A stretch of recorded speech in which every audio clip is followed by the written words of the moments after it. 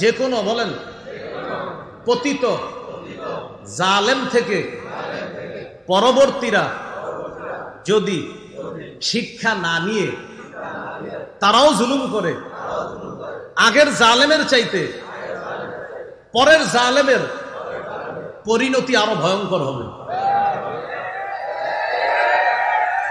আগের জালেম থেকে যদি কেউ শিক্ষা না নিয়ে পরে আবার জালেম হন, আল্লাহ কিন্তু ধরবে যে দেখো নাই চোখের সামনে কি ঘটায় দেই। তুমি যদি শিক্ষা না নাও, মনে রাখবা পতিত জালেম যে ওর সাথে আমি আল্লাহ যা আচরণ করেছি, পরবর্তী জালেম ওর সাথে আরো ভয়ঙ্কর অবস্থা হবে। এটা মাথায় রাখতে হবে।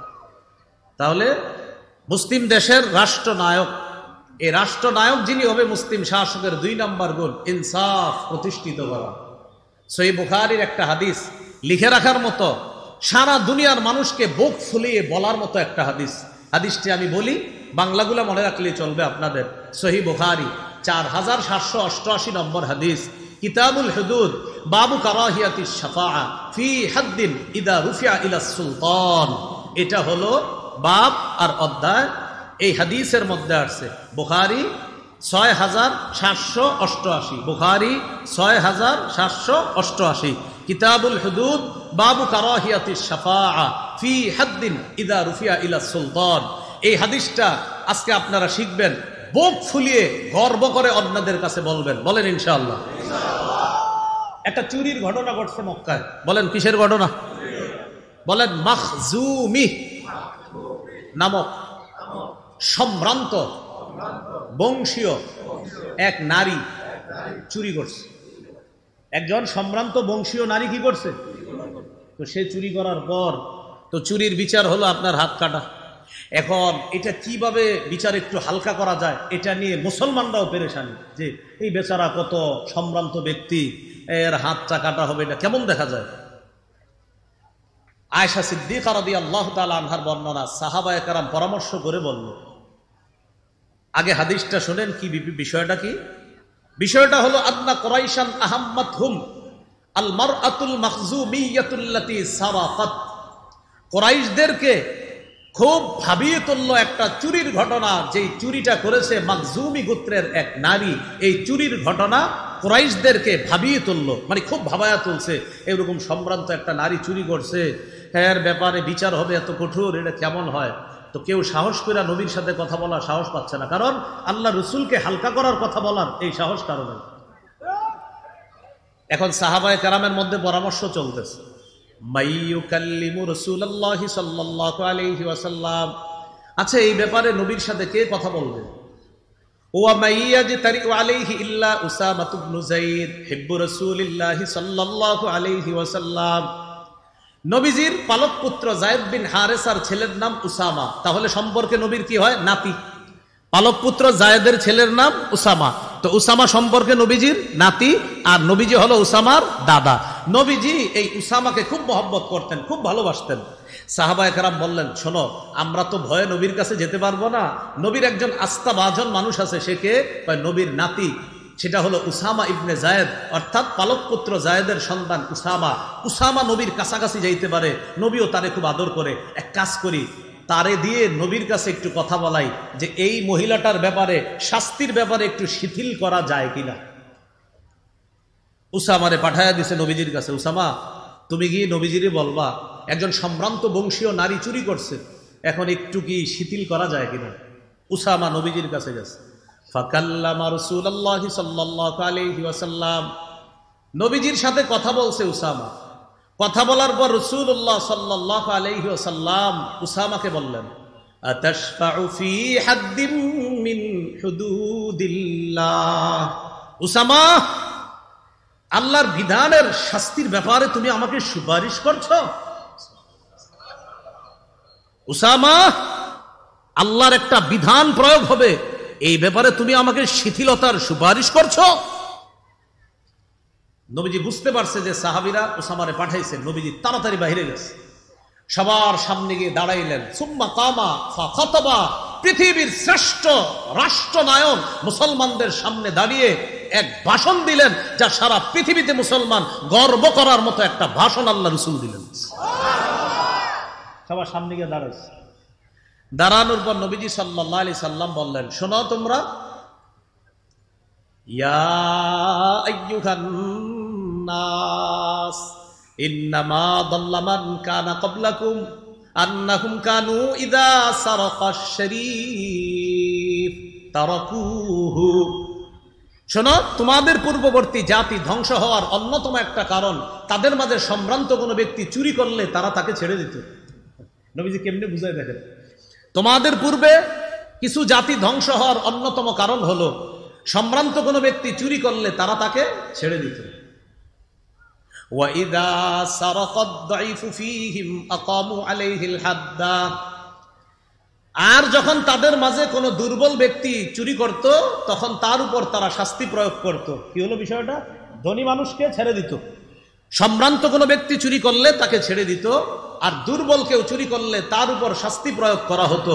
বর্তমানেও এটাই চলছে, সম্ভ্রান্ত ব্যক্তিদেরকে ছলে বলে কৌশলে পার করে দেওয়া হচ্ছে, আর দুর্বলের উপর অত্যাচার চালানো হচ্ছে। তো রাসূল সাল্লাল্লাহু আলাইহি সাল্লাম বলেন, সম্ভ্রান্ত কেউ চুরি করলে তারাকুহু, তাকে ছেড়ে দিত। ওয়াইদা সারাকাদ দাঈফু ফীহিম আকামু আলাইহিল হাদ্দা, আর যদি কোনো দুর্বল কেউ চুরি করত তার উপর তারা শাস্তি প্রয়োগ করত। তাহলে নবী বললেন কি, অতীতের জাতি ধ্বংস হওয়ার কারণ সম্ভ্রান্ত ব্যক্তি চুরি করলে ছেড়ে দিত, গরিব মানুষ চুরি করলে শাস্তি প্রয়োগ করত তার উপর। এবার আল্লাহ নবী বলেন, শোনো তোমরা, লাউ আন্না ফাতিমাতা বিনতা মুহাম্মাদিন সাল্লাল্লাহু আলাইহি ওয়াসাল্লাম সারাকাত, আজকে যদি মাখজুমি গোত্রের ওই নারী চুরি না করে মুহাম্মদ সাল্লাল্লাহু আলাইহি সাল্লামের মেয়ে ফাতেমা চুরি করত, আজকে যদি আমি মুহাম্মদের মেয়ে ফাতেমা চুরি করত, আজকে যদি আমি মুহাম্মদের মেয়ে ফাতেমা চুরি করত, নবীজি বলেন লাকাতা মুহাম্মাদুন ইয়াদাহা, মুহাম্মদ সাল্লাল্লাহু আলাইহি সাল্লাম তার কন্যা ফাতেমার হাত কেটে দিত। গর্ব করে সারা দুনিয়াকে জানাবেন যে পৃথিবীতে এমন একজন রাষ্ট্রনায়ক পারলে দেখাও। কি বললেন? আজকে ওই সম্ভ্রান্ত মহিলা সে যদি চুরি না করে, মুহাম্মদ সাল্লাল্লাহু আলাইহি সাল্লামের কন্যা ফাতেমা, আর ফাতেমা রাদিয়াল্লাহু তাআলা আনহার চেয়ে সম্ভ্রান্ত পৃথিবীতে আর কোন মেয়ে হবে? তো নবী বলেন, আমার মেয়ে ফাতেমা যদি চুরি করত, আমি আমার মেয়ে ফাতেমার হাত কেটে দিতে কোনো ইতস্ত করতাম না, কারণ বিধানটা আল্লাহ। কি শিখলাম? মুসলিম শাসকের 2 নম্বর গুণ ইনসাফ প্রতিষ্ঠিত করা। মনে থাকবে নি? কি প্রতিষ্ঠিত করা? ইনসাফ প্রতিষ্ঠিত করা। এই জন্য ইংরেজিতে একটা প্রবাদ আছে, no justice no peace, no justice no piece.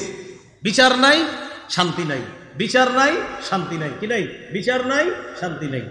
ইংরেজিতে এরকম একটা কথা আছে। ইংরেজি এক দার্শনিক আমাদের নবীর ব্যাপারে বলেছেন, আই বিলিভ দ্যাট, এটা আমি বিশ্বাস করি, if a man like him, him money like Muhammad সাল্লাল্লাহু আলাইহি সাল্লাম, কোন মানুষ যদি মুহাম্মদ সাল্লাল্লাহু আলাইহি সাল্লামের মতো এই যুগেও হতো, এই যুগেও যদি হতো, ওয়ার টু এসিউম দা, যে ওই ব্যক্তি বলতেছে যে মুহাম্মদ সাল্লাল্লাহু আলাইহি সাল্লামের মতো কোন ব্যক্তি যদি এই যুগেও হতো, এই যুগেও যদি মুহাম্মদ সাল্লাল্লাহু আলাইহি সাল্লামের মতো কোন ব্যক্তি হতো, আর এই যুগের এক নায়কত্ব যদি ওই ব্যক্তির হাতে থাকতো, তো ওই দার্শনিক বলতেছে হি উড, ওই ব্যক্তি সাকসিস, সে সাকসেসফুল হয়ে যেত। কিভাবে? তো বলতেছে ইন সলভিং ইটস প্রবলেমস, পৃথিবীর যত সমস্যা আছে এগুলা সমাধানে সে সাকসেস হতো। যদি মুহাম্মদ সাল্লাল্লাহু আলাইহি সাল্লামের মতো বর্তমান পৃথিবীতে একজন মানুষ থাকতো, তো সারা পৃথিবীর সমস্যা সে সমাধান করে ফেলতো। এটা একজন ইংরেজি দার্শনিকের কথা। মুহাম্মদ সাল্লাল্লাহু আলাইহি সাল্লামের একজন যদি হতো, হি উড সাকসেস, বলতেছে সে সাকসেস হয়ে যেত। ইন কিভাবে? সলভিং ইটস প্রবলেমস, যত সমস্যা আছে সব সমাধানে সে সাকসেসফুল হতো। এটা একজন ইংরেজি দার্শনিকের কথা আমাদের নবীর ব্যাপারে বলে। মহাত্মা গান্ধী তো বলেছে, পৃথিবীতে শান্তি চাও তো ওমরের শাসন কায়েম করো, দুনিয়াতে শান্তি আসবে। আল্লাহ আমাদেরকে বুঝার তৌফিক দান করে। আল্লাহ বলেন আমিনু কামা আমানান নাস, ঈমান আনো মানুষ যেমন ঈমান আনছে। এই মানুষ দ্বারা একটা ব্যাখ্যা, ফেরাউনের বিবি আসিয়া, বুখারীর বর্ণনায় আসছে ফেরাউনের একটা কাজের মহিলা ছিল, ওই মহিলাটার কথাও বুখারীর বর্ণনায় আসছে। ওই মহিলাটা উদ্দেশ্য হতে পারে ফেরাউন ৩৬,০০০ জাদুকর, তাদেরকে যখন শুলিবিদ্ধ করলো, ও জাদুকরের ব্যাপারে আপনারা আবার অনেকে জানেন ৭২,০০০। জাদুকরের ব্যাপারে ৩টা অভিমত। ১ নাম্বার ১২,০০০, 2 নাম্বার 36,000, 3 নাম্বার 72,000 জাদুকর যাদের সাথে মুসা নবীর পাল্লা হয়েছিল। তবে আমার গবেষণায় 36,000-এর বর্ণনাটা শক্তিশালী, তবে আমারটা শরীয়তের দলিল না। আলেমরা যেটা বলবে সেটাই শরীয়তের দলিল, এটা আমার নিজস্ব অভিমত।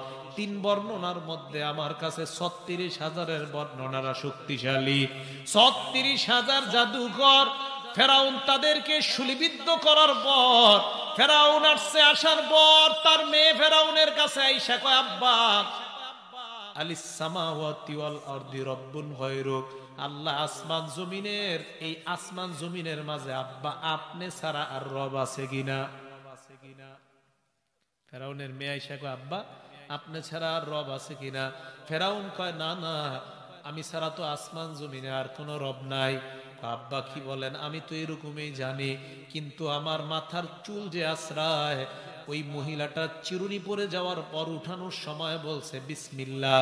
আমি প্রশ্ন করলাম মানিল্লাহ, মহিলা জবাব দিছে রব্বি ও রব্বুক, আমার রব এবং তোমার রব তিনি হলেন আল্লাহ।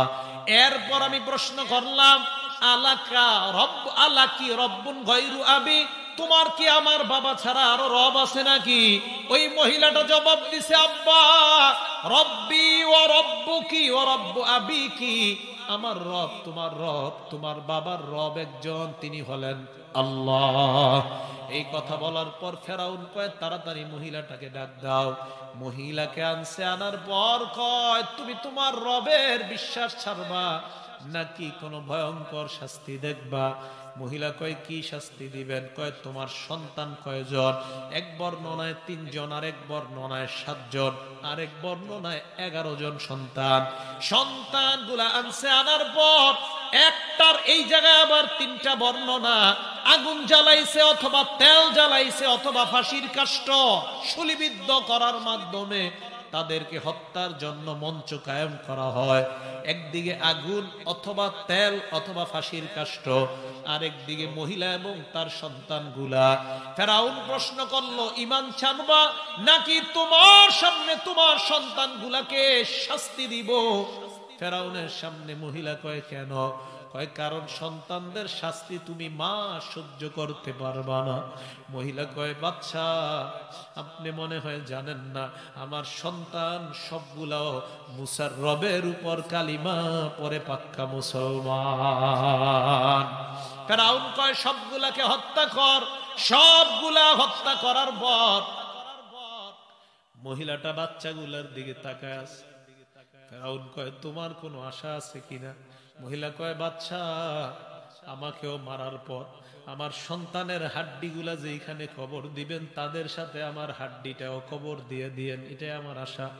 মহিলাটাকে হত্যা করা হয়, তবে এই জায়গায় সঠিক বর্ণনা তেলেরটাই হতে পারে, কারণ মহিলা বলছে হাড্ডিগুলা তেলে না পুরাইলে হাড্ডি হবে কিভাবে। আরেক বর্ণনায় জ্বলন্ত আগুনের মধ্যে পুড়িয়ে হত্যা করা হয়। এই কথা যখন হয়, মহিলাকে হত্যা করার পর ফেরাউন গেছে ম্যাডাম আসিয়ার কাছে। আসিয়াকে ডাক দিয়া কয়, আসিয়া ঘর থেকে আসিয়া জবাব দেয়, কি বলবেন বলেন। ফেরাউন কয়, কিছু শুনছো কিনা? আসিয়া কয়, কি শোনার আছে? ফেরাউন কয়, আসিয়া এই মাত্র আমাদের ঘরের কাজের মহিলা আর তার বাচ্চাগুলাকে হত্যা করে আসলাম। আসিয়া আসমানের দিকে তাকায় আছে, কয়, আমি জানি। ফেরাউন কয়, তুই কিভাবে জানো? আসিয়া কয়, যাদেরকে তুমি হত্যা করলা এদের মাঝে যেই মহিলাটা তার ঈমান এত পাওয়ারফুল, এত শক্তিশালী, ওই মহিলাকে হত্যা করার পর আমি দেখতেছি আল্লাহর হাজার হাজার ফেরেশতারা তার আত্মাটা আল্লাহর কাছে নেওয়ার জন্য তাদের মাঝে প্রতিযোগিতা লেগে যায়। ফেরাউন কয়, তোর মুখে আল্লাহর নাম, তুইও কি আল্লাহ মানস? আসিয়া জবাব দে, হ্যাঁ আমিও আগে চুপে চুপে কালিমা পরে পাক্কা মুসলমান।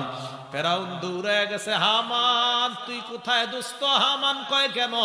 কয়, সর্বনাশ, আমার বিবিও নাকি আল্লাহ মানে।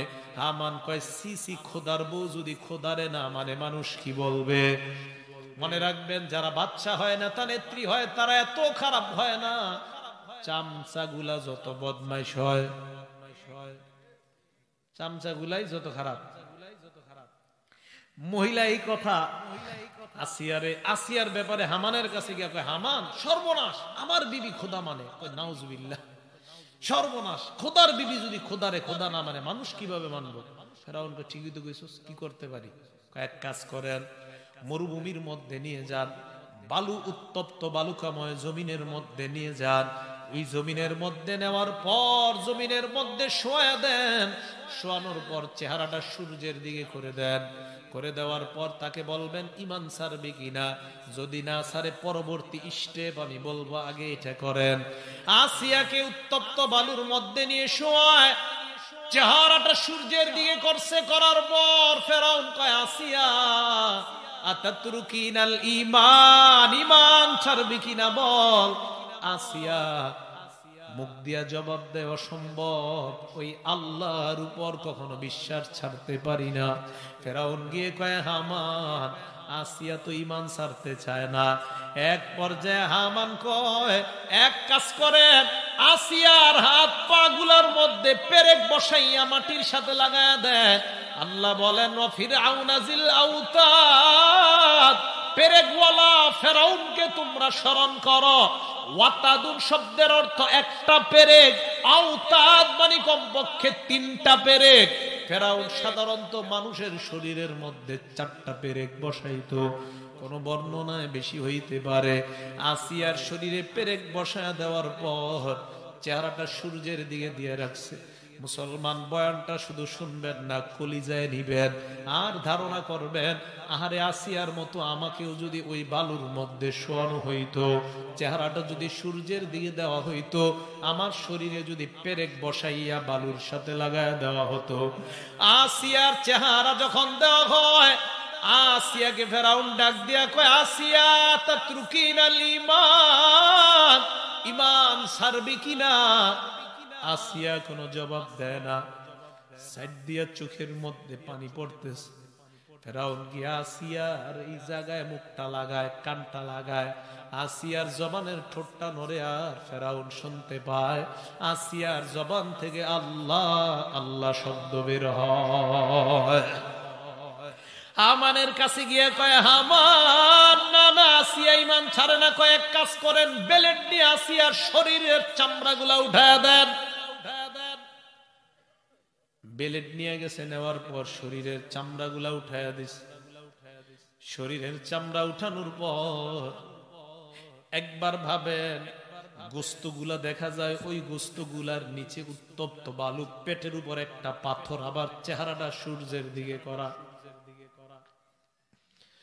ফেরাউন ডাক দিয়ে কয়, আসিয়া ঈমান ছাড়বে কিনা? আসিয়ার ঠোঁট নড়তেছে। ফেরাউন কান লাগায় শুনে আসিয়ার জবান দিয়ে আল্লাহ আল্লাহ শব্দ বের হয়। ফেরাউন গিয়ে কয়, হামান না না। হামান কয়, বিশাল একটা পাথর নেও, নিয়ে আসিয়াকে হত্যা করো।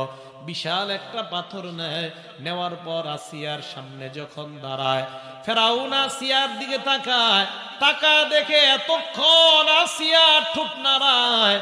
আজকে পাথর নেওয়ার পর আসিয়ার দিকে তাকায় দেখে আসিয়ার ঠোঁটের মধ্যে হাসি দেওয়া শুরু হয়ে যায়।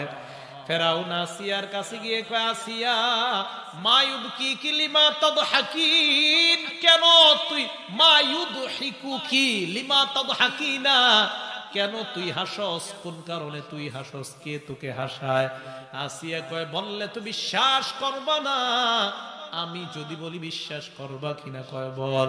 কয়, এই মুহূর্তে আমি আল্লাহর কাছে একটা দোয়া করলাম, রব্বি বিনিলি ইনদাকা বাইতান ফিল জান্নাহ ওয়া নাজ্জিনি মিন ফিরআউনা ওয়া আমালিহি ওয়া নাজ্জিনি মিনাল কওমিজ জালিমিন। আমি আল্লাহর কাছে দোয়া করলাম, আল্লাহ তুমি আমাকে জান্নাতে একটা ঘর বানায় দাও। 2 নম্বরে বললাম, ফেরাউন এবং তার জুলুম থেকে আমাকে তুমি বাঁচাও। তিন নম্বরে দোয়া করলাম জালেম সম্প্রদায় থেকে আমাকে বাঁচাও। ফেরাউন কয় দোয়া করছস বুঝলাম, হাসির কারণটা আমি জানতে চাই। আসিয়া জবাব দিয়ে কয় স্বামী আমার, আমি আল্লাহর কাছে দোয়া করার পর আমাকে আল্লাহ যেই ঘরটা দিবে জান্নাতের, ফেরেশতাদের মাধ্যমে এই মুহূর্তে আমার চোখের সামনে উপস্থিত করে দিছে। আমি আমার জান্নাতের ঘর দেখে আমি হাসা শুরু করে দিলাম। ফেরাউন পাথর ফেলে আসিয়াকে হত্যা করে দেয়। আমাদের নবীকে সাহাবারা প্রশ্ন করলেন, ইয়া রাসূলুল্লাহ, আসিয়াকে হত্যা করার পর আসিয়ার কি কষ্ট হয় নাই? আল্লাহর নবী জবাব দিলেন, আসিয়ার উপর পাথর পড়ার আগে আসিয়ার আত্মা আল্লাহর জান্নাতের মেহমান হয়ে যায়। তাহলে জান্নাতের মধ্যে যাইতে সবাই রাজি আছি না নাই? আল্লাহ বলেন এক নাম্বার শর্ত ঈমান। ঈমান আবার কেমন? তাদের মতো ঈমান। কিয়ামতের ময়দানে একদল মানুষ জান্নাত দিবেন আল্লাহ, আরেক দল মানুষকে জাহান্নাম দিবে। আরেক দল ঈমানদার যাদেরকে বিভিন্ন মেয়াদে আল্লাহ জাহান্নামের মধ্যে দিবে। ওই বিভিন্ন মেয়াদে যাদেরকে জাহান্নামের মধ্যে দিবে, এদের মধ্যে আল্লাহ পাক রব্বুল আলামিন যে ঈমানদার গুলাকেও জাহান্নামে দিবে, ফেরেশতাদেরকে একদিন ডাক দিয়ে বলবে, আল্লাহ এ ফেরেশতা যাও যাও জাহান্নামের মধ্যে যাও। যাওয়ার পর তালাশ করবা আমার কোন কোন ঈমানদার বান্দাগুলা জাহান্নামে। ওই বান্দাগুলাকে পাওয়ার পর আখরিজু মিনান নার, জাহান্নাম থেকে বের করবা। বের করার পর আদখিলুহুমুল জান্নাহ, ওই ঈমানদার গুলাকেও জান্নাতের মেহমান বানায়া দাও। ফেরেশতারা জাহান্নামে যায়, যাওয়ার পর তালাশ করে একদল ঈমানদারকে পায়। হাদিসে আসছে কান্নাহুমুল হুমাম। হুমাম শব্দের অর্থ কয়লা, সবগুলা কয়লার মতো কালি। ফেরেশতারা কয় আল্লাহ না না, এই কয়লার মতো কালো মানুষ জান্নাতে দেওয়া যাবে না। আল্লাহ কয় কেন? কয় মাবুদ পরিবেশটা নষ্ট হবে। আল্লাহ কয় না না, এদেরকে জান্নাতের দরজার সামনে নিয়ে যাও। জান্নাতের দরজায় একটা গাছ আছে, গাছের নিচে একটা নদী আছে। এই নদীটাকে বলা হয় নাহরুল হায়াত। বাংলায় এর অর্থ হলো জীবন সাগর। কি সাগর? আল্লাহ বলবেন এই নদীতে তাদেরকে গোসল করাও। এদেরকে গোসল করানোর পর হাদিসের মধ্যে আসছে দুনিয়ার সবচাইতে সুন্দর মানুষের চাইতে আরো সুন্দর বানাইয়া আল্লাহ তাদেরকেও জান্নাতের মেহমান বানায়া দিবেন। আল্লাহ ফেরেশতাদেরকে বলবেন আর কোন ঈমানদার নাই। ফেরেশতারা জবাব দিবে আল্লাহ আর তো কোন ঈমানদার তালাশ করে পাই না। আল্লাহ বলবে দেখ দেখ তালাশ করে। ফেরেশতারা কয় না আর পাই না।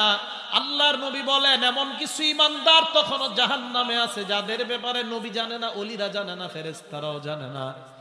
চিটার মতো করে করে জাহান্নামের বিভিন্ন কিনারায় তারা পড়ে আছে। আল্লাহ নিজের কুদরতি পা বা কুদরতি হাত জাহান্নামে মারবে। মারার পর কোদাল চিনেননি? কোদাল, কোদাল দিয়া আপনারা যেইভাবে মাটি কাচান, ওই ঈমানদার বান্দাগুলা জাহান্নাম থেকে আল্লাহ কাচাইয়া সবগুলারে আল্লাহ বের করে ওই জীবন সাগরের মধ্যে চুবা দিয়া গোসল করাইয়া সবগুলাকে আল্লাহ জান্নাতের মেহমান বানায়া দিবেন। সবগুলাকে জান্নাতে দেওয়ার পর একজন বাকি আছে। কয়জন ঈমানদার বাকি? হাজার হাজার বছর জাহান্নামে জ্বলার পর ওই ঈমানদারের মনে আসবে আল্লাহ এতদিন তুমি আমাকে জাহান্নামে রাখলা। মুসলিম শরীফের হাদিসের বর্ণনা, মাবুদ গো আমারও তো একটু জাহান্নামের বাহিরটা দেখতে মনে চায়। হাদিসটা শুনবেন, আমি বলে দেই, মুসনাদে আহমদ আর মুসলিম শরীফ দোনো কিতাব মিলায়া হাদিসটা বলতেছে। ওই বান্দা বের হওয়ার পর তার মনে মনে মনে হবে আল্লাহ এতদিন আমাকে জাহান্নামে রাখলা, জাহান্নামের বাহিরটা কেমন একটু দেখতে মন চায়। আল্লাহ একদিন বলবে কিরে তোর কি মন চায়? আল্লাহ তো জানে সব। মাবুদ একটু জাহান্নামের বাহিরটা দেখবো কেমন। আল্লাহ বলে এরপর আর কোনো কিছু আবদার করবি না তো? কয় না না, আর কোনো আবদার জানাবো না। আল্লাহ বলবেন যাও যাও জাহান্নামের বাহিরে যাও, দেখে আসো। ওই বান্দা জাহান্নামের বাহিরে যায়, যাওয়ার পর তাকায় এইভাবে তাকায় দেখবে সামনে বিশাল বড় একটা ময়দান। ওই ময়দানটা দেখার পর ওই বান্দা তাকায় দেখবে ময়দানের ওপাশে একটা সুন্দর বাড়ি দেখা যায়। এটা হলো এক বর্ণনা। আরেক বর্ণনায় ওই বান্দা যখন দেখবে একটা গাছ, এই গাছটার কাছে বান্দার যাইতে মন চায়। আল্লাহর কাছে বলে, আল্লাহ গাছের নিচে আমি যাব। আল্লাহ বলে, গাছের নিচে যাওয়ার পর আর কোনো কিছু চাইবা না তো? কয় না, না চাবো না। গাছটার কাছে যায়, যাওয়ার পর দেখে ওই গাছের মতো এত সুন্দর আর আরাম নাই। গাছের নিচে দাঁড়ায়, হাদিসের মধ্যে আসছে গাছটা হবে রসালো গাছ। ওই গাছের রস পান করবে আর তার মজা লাগবে। গাছ কি গাছ এটা হাদিসে বলে নাই। আমার ধারণা খেজুর গাছ। কি গাছ? খেজুর গাছের রস আছে না নাই? হাদিসে কিন্তু নাই। এটা কিন্তু ভুল বুঝবেন না, মানে আমার ধারণা বলতেছে। নবী বলেন এমন একটা গাছের কাছে যাবে। আরেক হাদিসে নবী বলছে মুসলমানের সাথে কোন গাছের মিল আছে? নবীজি বলছেন খেজুর গাছের মিল আছে। তো আমার ধারণা খেজুর গাছ হতে পারে। আমার ধারণা, কিন্তু আপনারা দলিল বানাবেন না, একটা ধারণা, কিন্তু শুনে নেন একটা রসালো গাছ। বান্দাকে ওই গাছের নিচে দেওয়ার পর বান্দা হঠাৎ তাকায় দেখে দূরে আরো সুন্দর একটা গাছ, এটার চাইতে আরো সুন্দর। আপনারা বলেন ওর কি মন চাবে এখন? আল্লাহর ডাক দিয়ে কয়, আল্লাহ। আল্লাহ কয়, কথা নাই, তুই না বলছস আগেরটার নিচে গেলে আর কিছু চাবি না? মাবুদ গো, ওইটার কাছে যাওয়ার পর ওয়াদা করলাম আর তোমার কাছে কোনো জিনিস আমি চাইবো না। আল্লাহ বলেন, ঠিক তো? হ্যাঁ ঠিক। ওই বান্দাকে দ্বিতীয় গাছের কাছে নেওয়ার পর দেখে আগেরটার চাইতে আরো বেশি নিয়ামত। এবার ওই গাছের নিচে থাকতে থাকতে হঠাৎ দেখে আরেকটা গাছ। ওই গাছটা একদম জান্নাতের দরজায় দেখা যায়। ওই বান্দা আল্লাহর কাছে বলে, আল্লাহ। আল্লাহ কয়, আমি জানি তুই কি বলবি, কিন্তু বলতে পারবি না, তুই না ওয়াদা করলি। আল্লাহর কাছে বলবে, আল্লাহ আমি ওয়াদা করলাম ওই গাছের কাছে একবার যাওয়ার পর আর কিছুই চাইব না। ওই বান্দাকে আল্লাহ, মুসলিম শরীফের হাদিস, তৃতীয় গাছের কাছে যখন নিবে, গাছটা একদম জান্নাতের দরজায়। জান্নাতের দরজার ওই গাছের নিচে যাওয়ার পর, নিয়ামত ভোগ করার পর হঠাৎ তার কানে আওয়াজ আসে, জান্নাতের মধ্যে কিসের জানি আওয়াজ। ওই আওয়াজ বান্দার কানে পৌঁছে যায়। আপনারা বলেন এখন ওর কি মন চায়? হ্যাঁ, এটা এক বর্ণনা। আরেক বর্ণনায় ওই যে বাহিরে একটা মাঠ দেখছে, মাঠ দেখে দেখে বিশাল বড় একটা গেট, সামনে একটা বিশাল বড় বাড়ি। এটা মুসনাদ আহমদের বর্ণনা। তো আল্লাহর কাছে বলে, আল্লাহ একটু গেটটার কাছে যাই। আল্লাহ কয়ার পরে কার কিছু চাবো না। গেটের কাছে যায়, যাওয়ার পর দেখে অটোমেটিক গেট খুলে যায়। গেট খোলার পর এবার বান্দা তাকায় দেখে ভিতরে সুন্দর সুন্দর নারী দেখা যায়, বাড়ি দেখা যায়, সুন্দর ফল গাছ দেখা যায়, ফুল গাছ দেখা যায়। আপনারা বলেন ওর কি মন চায়? আল্লাহর কাছে ডাক দিয়ে বলে, আল্লাহ আমি ওয়াদা করলাম ভিতরে একটা দূর দিয়ে যাবো আর একটা দূর দিয়ে বের হয়ে যাবো, আর আমি ওয়াদা খেলাফ করব না। ওই বান্দা ভিতরে যায়, যাওয়ার পর সামনে দৌড়ায়। আল্লাহ ডাক দিয়ে বলবেন এক বর্ণনা, এ থাম। বান্দা থামে না। আবার আল্লাহ বলবেন, কিফিয়া আব্দি, বান্দা তুমি থেমে যাও। বান্দা থামার পর আল্লাহ বলবেন, জান্নাত থেকে তাড়াতাড়ি বের হ। ওই বান্দা বলবে, আল্লাহ না না। আল্লাহ বলবে, কেন? মাবুদ গারা দিয়া ওই এলাকার মাহফিলে আমি গিয়েছিলাম, আলেমদের মুখে শুনলাম একবার যদি তোমার কোন বান্দা জান্নাতে যায় আর নাকি বের হয় না। আল্লাহ, আলেমদের কথা যদি সত্য হয়, আমি কোনো না কোনো ভাবে ঢুকছি, আমি আর বের হব না। আল্লাহ কয়, যুক্তি তো ভালোই দিলি। নবীজি বলেন, এই যে বান্দার প্রতি দয়াগুলা, এগুলা আমার আল্লাহ ঘটাইতেছেন। আল্লাহ তার প্রতি রহম করায়া করায়া এইভাবে সামনে নিতেছেন। এক পর্যায়ে আল্লাহ বলবেন, তুই আমার কাছে চা, কি চাবি? ওই বান্দা বিভিন্ন মানুষের দরজায় গিয়ে নক করবে। ঘরের মালিক দরজা খোলার পর বলবে, কি ব্যাপার, তুমি কি চাও? ওই বান্দা ওই মালিককে বলবে, ঘরে একটু জায়গা হবে নি থাকনে আলিয়া মাসকানুন ফি বাইতিকা তোমার ঘরে একটু জায়গা হবে কিনা বলবে না না উখরুজ মিন হিনা এখানে কোনো জায়গা নাই সব দরজার সামনে গিয়ে দেখে কোনো জায়গা নাই আবার আল্লাহকে ডাক দিয়া বলে আল্লাহ আল্লাহ বলবেন কি ব্যাপার জান্নাত তো দিলাম আবার কি চাস কয় মাবুদ জান্নাত তো দিলেন থাকনের তো ঘর নাই আল্লাহ বলেন তুই আমার কাছে চা কি চাবি বান্দা আল্লাহর কাছে এমন জিনিস চাইবে যে এইগুলা আল্লাহর পছন্দ হবে না যদি বাঙালি হয় মনে হয় জালমুড়ি চাইব হাদিসে নাই মানে এমন জিনিস চাইবো আল্লাহর পছন্দ তো আপনারা এইগুলাই বার্গার বিরিয়ানি আল্লাহ বলবেন এডি খাওয়াইতে তোরে জান্নাতে আনছি মাবুদ আমি তো এর চেয়ে বেশি কিছু জানি না আল্লাহ বলবেন তুই লিস্টি কর আমি বলি এইগুলা লেখ এই অনুযায়ী সব তোরে দিবি জান্নাতে থাকার জন্য খাবারের প্রয়োজন হ্যাঁ মাবুদ খাবারের প্রয়োজন যা যা জান্নাতের সব রকমের ফল ফলাদি দান করলাম জান্নাতে তোর পানীয় প্রয়োজন হ্যাঁ পানীয় প্রয়োজন আল্লাহ বলেন শারাবান তাহুরা দান করলাম জান্নাতে থাকার জন্য তোর একটা পালঙের প্রয়োজন হ্যাঁ পালঙের প্রয়োজন আল্লাহ বলেন এমন পালং দিলাম মুকাল্লালান বিযযাহাবি ওয়াল ফিদ্দা স্বর্ণ এবং রূপা দ্বারা তৈরি করা পালং তোমাকে দান করলাম পালঙের মধ্যে একা থাইকা মজা নাই ওই বান্দা বলবে আল্লাহ এটা আবার কে আল্লাহ বলবে বুঝোস না তোর বউ দরকার বাবু ঠিকই কইছেন আল্লাহ বলবেন এমন ঘুর গেলমান দান করলাম যেই হুর যদি একবার দুনিয়ার দিকে নিঃশ্বাস ফেলে দেয়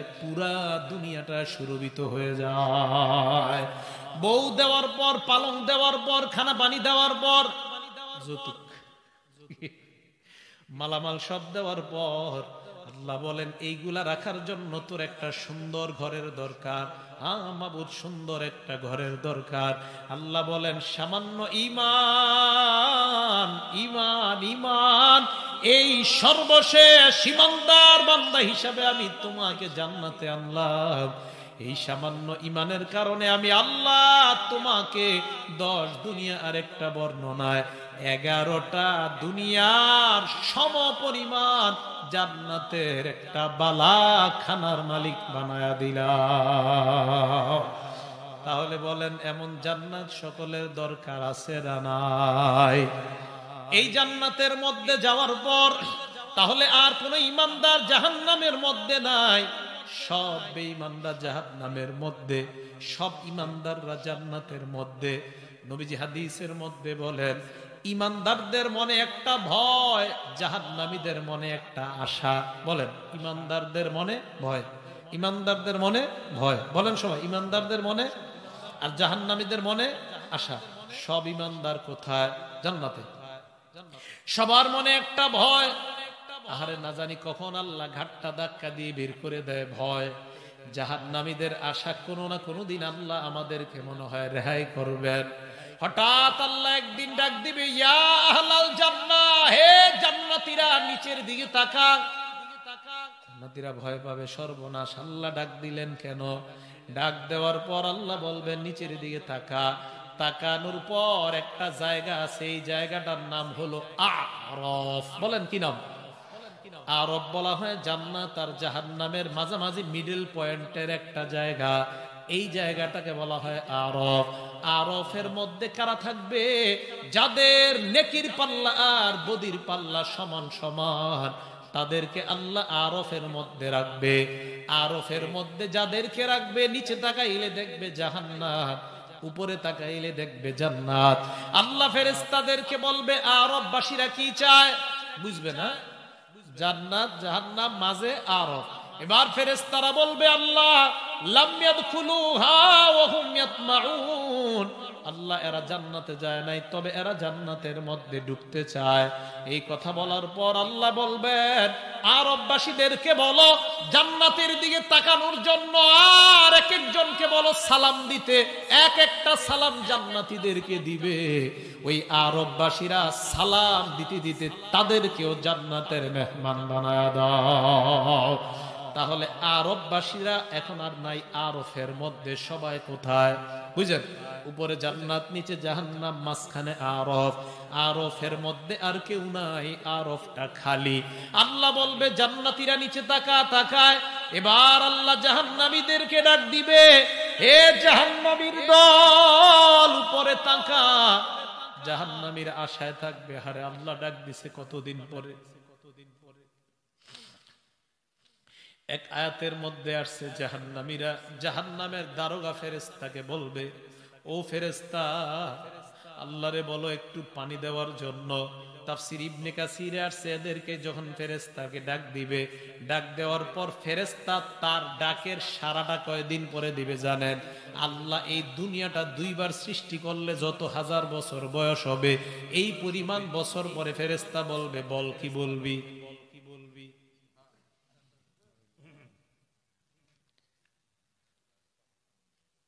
আল্লাহ বলবে, জাহান্নামীরা আশায় আল্লাহর ডাকে সাড়া দিয়ে বলবে আল্লাহ। আল্লাহ বলবে উপরের দিকে তাকা। উপরের দিকে তাকায় তাকায় দেখে আরফ। জান্নাতীদেরকে বলবে জায়গাটা চিনো কিনা? জান্নাতীরা ভয়ে ভয়ে বলবে হা আল্লাহ আরফ। এবার আল্লাহ একটা প্রাণী উপস্থিত করবে, হাদিসে আসছে কাহাইয়াতি কাবশিন, ভেড়া বা দুম্বার মতো একটা প্রাণী উপস্থিত করবে। এই প্রাণীটা উপস্থিত করার পর জান্নাতীদেরকে বলবে চেনো কিনা? না মাবুদ চিনি না। অথবা বলবে হ্যাঁ চিনি। আল্লাহ বলবে এটা হলো মরণ। মরণ, এই মরণ নামক প্রাণীকে আমি, মরণটাকে একটা প্রাণীর রূপ দান করলাম। ওই মরণকে প্রাণীর রূপ দেওয়ার পর জাহান্নামীদেরকে বলবে দেখো এটা হলো মরণ। জান্নাতীদেরকে বলবে এটা মরণ। এই কথা বলার পর আল্লাহ বলবেন, এবার ওই মরণকে ডাক দিয়ে বলবে মুতিয়া মাউত। আরেক বর্ণনায় মরণ নামক প্রাণীকে আল্লাহ জবাই করে দিবে। ওই মরণ নামক প্রাণীর মরণ হয়ে যাওয়ার পর আল্লাহ জান্নাতীদেরকে বলবে ইয়া আহলাল জান্নাহ খুলুদুন লা মাউতা ফিহা, হে জান্নাতীরা চিরস্থায়ী জান্নাতে বসবাস করা শুরু করে দাও। আজকের পর আর কোনো মরণ নাই। আমি আল্লাহ আজকে থেকে তোমাদেরকে চিরস্থায়ী সার্টিফিকেট দিয়ে দিলাম। একটু কল্পনা করবেন আমার আপনার এই আমাদের আড্ডাটা যদি জান্নাতে হয় কত মজা হবে আড্ডাটা। এবার জাহান্নামীদেরকে বলবেন ইয়া আহলান নার খুলুদুন লা মাউতা ফিহা, জাহান্নামীরা জাহান্নামের মধ্যে চিরস্থায়ী ভাবে কাটাও। আজকের পর আর কোনো মরণ হবে না। জাহান্নামীরা আফসোস করতে করতে বলবে আহারে আল্লাহ যদি বলতো সমুদ্র পরিমাণ, দুনিয়া পরিমাণ, ওই পরিমাণ বালু কণা এইগুলা গুণে শেষ করা যাবে যেদিন, ওই দিনও যদি আল্লাহ একটু মুক্তি দেওয়ার ঘোষণা করতেন তাও তো একটা আশায় থাকতাম। আল্লাহর নবী বলেন জাহান্নামীদের দাঁতগুলা হবে ভয়ঙ্কর। এক একটা দাঁত হবে মিস্তু জাবাল উহুদ, উহুদ পাহাড়ের সমপরিমাণ। উহুদ পাহাড়টা কত বড়? লম্বাই 10 মাইল, উপরে 2.5 মাইল। এক একটা দাঁত যদি 10 মাইল হয়, চিন্তা করেন 32টা দাঁতের জন্য কতটুকু জায়গা দরকার। ওই দাঁতগুলা যেই দেহের মধ্যে থাকবে, দেহটা কত বড়। ওই দেহটা যেই শরীরের মধ্যে থাকবে, শরীরটা কত বড় হবে। ভয়ঙ্কর শাস্তি গ্রহণ করবে জাহান্নামীরা। শুধু তাই নয়, এই শাস্তি গ্রহণ করতে করতে এক পর্যায়ে তারা বলবে পানি দাও। আল্লাহ বলবে সদীদু আহলিন নার, জাহান্নামীদের পুঁজগুলা একত্রিত করে তাদেরকে খাইতে দাও। জাহান্নামীরা পুঁজগুলা খাবে, গলার মধ্যে যখন যাবে মাথার খুলিগুলা গরমে গলা দিয়া যাওয়ার সময় ওই জাহান্নামীরা বলবে আল্লাহ আর পান করতে পারি না। আল্লাহ বলবে কিছু করার নাই, এটাই তোমাদের পান করার জিনিস। পিছনের রাস্তা দিয়ে বের হয়ে যাবে। জাহান্নামীদের অবস্থা হবে এমন ভয়ঙ্কর, আর জান্নাতীদের অবস্থা হবে এত আনন্দদায়ক। জান্নাতীরা জান্নাতের নেয়ামত ভোগ করতে থাকবে। হঠাৎ একদিন জান্নাতীদেরকে কে যেন ডাক দিয়ে বলবে ইয়া আহলাল জান্নাহ, ও জান্নাতীরা। আশেপাশে তাকায় তাকায় দেখে কেউ নাই। জান্নাতীরা যখন দেখে কেউ নাই, গায়েব থেকে একটা আওয়াজ আসবে। ওই আওয়াজ থেকে বলবে এ জান্নাতীদের দল, তোমাদেরকে অন্য কেউ সালাম দেয় নাই, আমি আল্লাহ তোমাদেরকে সালাম দিলাম। কে সালাম দেয়?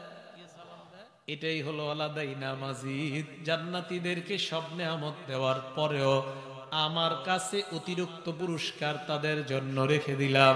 এটাই হলো ওই যে প্রথম আয়াতটা পড়লাম সূরা কফের ৩৫ নাম্বার আয়াত। তাহলে জান্নাতে যাওয়ার পর সব দিবেন আল্লাহ। আল্লাহ বলেন আমার কাছে অতিরিক্ত পুরস্কার। এবার আল্লাহ বলবেন ফেরেশতা জান্নাতীরা আর কি চাও জান্নাতীরা? আল্লাহকে বলবে আল্লাহ ওয়াজাদনা মা ওয়াদানা রব্বুনা হাক্কা, তুমি যা যা বলছো সব আমরা পাইলাম। আলেমের গোষ্ঠীরা বলবে না না আল্লাহ সব পাই নাই। সুবহানাল্লাহ। আলেমরা বলবে পাই নাই। আল্লাহ বলবে মানে কি? আল্লাহ তো সব জানে। আলেমরা বলবে আল্লাহ আপনার নবী সাহাবাদেরকে নিয়ে পূর্ণিমার চাঁদের রাতে বসা, সাহাবাদেরকে বললেন পূর্ণিমার চাঁদের দিকে তাকাও। সাহাবারা পূর্ণিমার চাঁদের দিকে তাকায়। তাকানোর পর নবী বললেন এ সাহাবাদের দল হাল তুযাম্মুনা ফি রুয়াতিহি, পূর্ণিমার চাঁদ দেখতে তোমাদের কোনো সমস্যা হয় কিনা? সাহাবারা জবাব দিলেন না না হুজুর পূর্ণিমার চাঁদ দেখতে কোনো সমস্যা হয় না। আল্লাহর নবী বললেন সাতারাউনা রাব্বাকুম কামা তারাউনা হাযাল কমার ফি লাইলাতিল বদরি, এই যে পূর্ণিমার চাঁদের রাতে তোমরা চাঁদ দেখতে কোনো সমস্যা হয় নাই। জান্নাতের মধ্যে সরাসরি এই দুই চোখ দিয়া আল্লাহকে সরাসরি দেখবা, কোনো সমস্যা হবে না। জুমার দিন নবীর নেতৃত্বে কোটি কোটি মানুষ জান্নাতের বাজারে যাবে। কোটি কোটি মানুষ অপেক্ষা করবে কি ব্যাপার আমরা কেন আসলাম? সবাই সামনে তাকায় দেখে আমাদের নবী দাঁড়ায় আছে। হঠাৎ জান্নাতীরা দেখবে আমাদের নবীর নেতৃত্বে কোটি কোটি জান্নাতি অপেক্ষা করতেছে। হঠাৎ তারা তাকায় দেখবে জান্নাতীদের সামনে আইসা আমাদের রব আমাদের রব আমাদের রব আল্লাহ এসে উপস্থিত হয়ে যায়। এই যে আল্লাহকে দেখা, এই আল্লাহর দেখাটা হবে সবচেয়ে বড় নেয়ামত জান্নাতীদের জন্য। এই নেয়ামতটা সবাই ভোগ করতে চাই কি চাই না? তাহলে এই নেয়ামত যদি চাই জান্নাতে যাওয়া লাগবে। জান্নাতে যাইতে চাইলে মরা লাগবে। মরণের পর গ্রুপ হবে দুইটা, একটা হতভাগা আর একটা সৌভাগ্যবান। সৌভাগ্যবানের দুই গুণ, 1 নাম্বার ঈমান, 2 নাম্বার নেক কাজ। নেক কাজ করার আগে বলছে ঈমান। ঈমান আবার কাদের মতো ঈমান? সাহাবাদের মতো ঈমান। কিয়ামতের ময়দানে একদল জান্নাত আর একদল জাহান্নাম, আরেক দল ঈমানদার জাহান্নাম। তাদের মধ্যেও সর্বশেষ ঈমানদারের ঠিকানা হলো জান্নাত। তাহলে আল্লাহ আমাকে আপনাকে আমাদের সকলকে ঈমান নিয়ে যেন কবরে যাইতে পারি, আল্লাহ সকলকে তৌফিক দান করে। কবরে যাইতে রাজি আছি না ইনশাআল্লাহ? আল্লাহ পাক রব্বুল আলামিন আমাদের সকলের এই আয়োজন, এই থাকা, এই কথা বলা, এই শ্রবণ করাকে আল্লাহ কবুল করেন, জান্নাতে যাওয়ার জরিয়া বানায় দেয়। সকলে বলেন আমিন। ওয়া আখিরু দাওয়ানা আনিল হামদুলিল্লাহি রাব্বিল আলামিন।